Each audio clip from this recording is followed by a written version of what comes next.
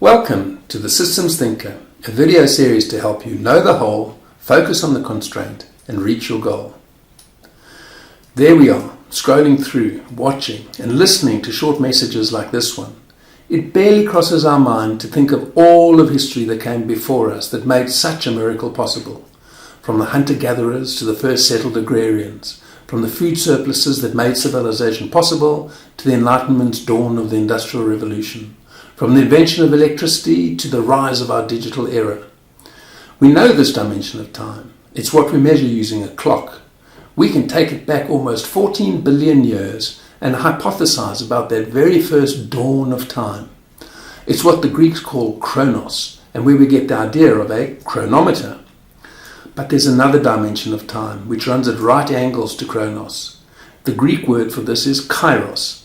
It is the dimension of time that, in every present moment, calls to mind memory of the past and intention for the future.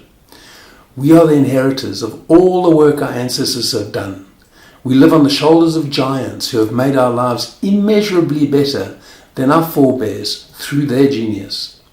As we stand in the now of chronos, we have a decision to make. Given what we have inherited, what kind of legacy will we leave to the generations unborn?